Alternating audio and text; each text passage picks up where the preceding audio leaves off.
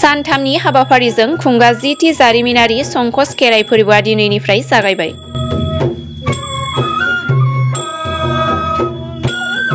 गुबुन गुबुन बोसोराव खुंबोनाय बायदिनो देग्लायबो खुंगा 10थि जारिमिनारि संकस खेराइ फोरबोआ सानथामनि हाबाफारिजों भारत भुटान सीमा ओनसोल रायमना माहारियारि पार्कनि साखाथि संकस दैसानि सेराव थानाय दायनिमारि बलम जरायाव दिनैनिफ्राय जागायजेनबाय।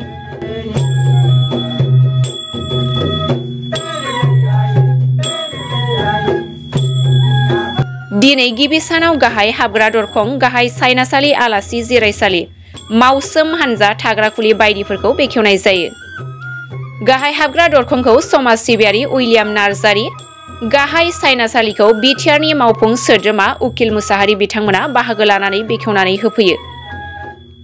खुंफुं आफादा फोरमायनाय बायदिब्ला देग्लाय खुंगा 10थि जारिमिनारि संकस खेराइ फोरबोखौ गाजा गोमजासिनै फालिनाय जागोन आरो जोबथा सानखालि गेवलां मेलाव गाहाय आलासि महरै बिटिआरनि गाहाय मावफुं सोद्रोमा प्रमद बर', आसाम आयेन आफादनि बुंथिगिरि बिश्वजित दैमारि बिथांमोनजों लोगोसे गोबां दैदेनगिरि बिथांमोना बाहागो लाफैगोन। बेनि थाखायनो बाथौ सिबियारि रायजो राजाफोरखौ लैहोर लैहोर फैनानै बाहागो लाफैनो थाखाय खावलायहरदों बानजाय आफादा।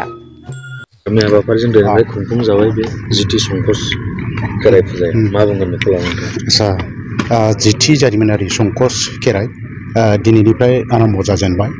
सानथामनि हाबाफारि 14, 15, 16 दा जोंहा दहाय फुङावहाय गाहाय दरखं बेखेवनाय बे हाबाफारिमोन। दा बेखौ जोंनि हांख्रायनानै लाबोजानाय आलासि बिथां उइलियाम नार्जारि बिथाङा गावनि आखाइजोंनो बेखेवनानै होबाय। बिनि लोगो लोगो जोंहा नैबेवहाय गाहाय सायनासालि बेखेवनाय हाबाफारिमोन। बेखौबो जोंनि दानि बिटिआर खुंथायनि EM सार उकिल मुसाहारि बिथाङा गावनो फैनानै एसे आगोलाव बेखेवनानै होनानै थांबाय। दा बिथांमोनखौ आं साबायखर बावो। बिनि लोगो लोगो आरो जोंहा गोबांथार बेखेवनांगौ दंबावो, जेरेखम मावसोम बादा बेखेवनाय आरो लोगोसेहाय गेस्ट हाउस बेखेवनाय, बिदिनो RC अफिस बेखेवनाय, बेबायदि हाबाफारिया सोलिलांगासिनो थागोन। मा होनदों खेराइसालि बेखेवनाय, गारजासालि बेखेवनाय बेबायदि आरो बेजों लोगो लोगो जोंहा बेलासियावहाय गसाइगाव जिल्ला दुलाराय गुदि बाथौ आफादनि गासै बिबानगिरि बिथांमोनखौ लानानै लोगोसेयै आनसलिक लेभेलनि जायनाखि वार्कारफोर बिथांमोनखौ लानानै मोनसे स्पेसियेल सावरायनाय दङ। दा बे हाबाफारि आरो बेनि लोगो लोगोनो जोंहा आरो बेबायदिनो गसाइगाव जिल्लानिनो गुबुन गुबुन अजा आफाद, लाइमोन आफाद आरो लोगोसे गागि आफाद, माइनाव आफाद जयै जोङो बे RCनि मावथि बिथांमोनखौ लानानै सावरायगोन आरो गाबोन जोंहा बिदिनो मोनसे जर'खा सावरायमेल दङ। बेवहाय आगुनि BTCनि जेनाखि गाहाय मावफुंगिरि बिथां हाग्रामा महिलारि सार बिथांमोनहा बाहागो लाफैगोन। लोगोसेयै जोंहा 16 थारिखआव मोनसे गेवलां मेल दङ।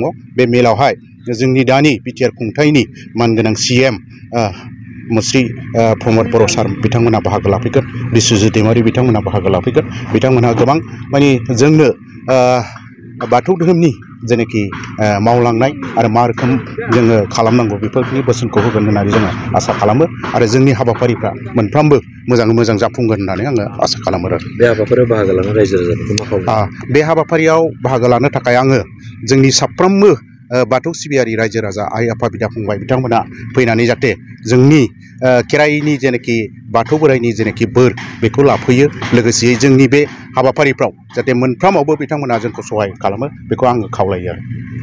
बे संकस खेराइ फोरबो बियो दिनैनिफ्राय जागायजेनबाय, मा बुंगोन बेखौ? दिनैनि साना गोथार सान। आं बेखौनो बुंगोन जे बे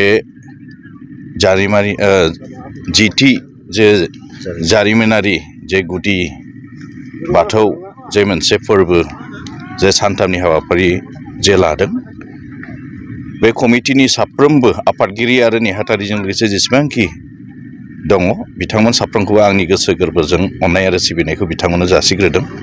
मानोना जों बयबो मिथिगौ गुदि धोरोमा बाथौ होननानैहाय, बर'नि जे धोरोम, आरो बियो गोबांथार मोनसे फुजा फाथजों लोगोसे गोबां फैबाय थानाय जेनेरेसनखौ माब्रै धोरोमनि फारसे, समाजनि फारसे दैदेनलांनांगौ बा आवगायलांनांगौ बेखौ गोबांथार बेवहाय सोलोंलायनाय जागोन आरो फुजा खेराइ जागोन। दा बेनिखायनो बे सानथामनि जे हाबाफारि 14, 15 आरो 16 बे मेन गेट जे न'ब्लां बेखौ बेखेवनो थाखाय आंखौ आलासि महरै लिंहरदोंमोन। थांनाय बोसोरावबो आंखौ लिंहरदों, बे बोसोरावबो लिंहरदों, बेनिखायनो स्पेसियेलि बिथांमोन साफ्रोमखौबो थेंक्स होनदों आंनि गोसो गोरबोजों।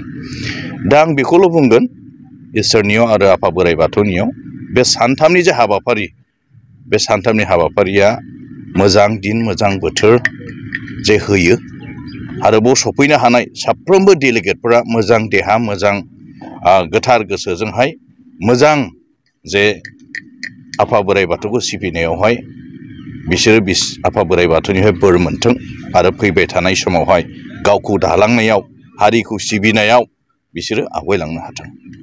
आरोबाव जेसेबांखि चिफ गेस्टफोर फैगोन लेंहरजानाय साफ्रोमबो सफैथों आरो जोंनि बर' समाजनि आरो बे धोरोमनि थाखाय मोजां बाथ्राफोरखौ बयनोबो जोंनो बर' हारिनो राननानै होफैथों। आं बेखौनो आपिल खालामो।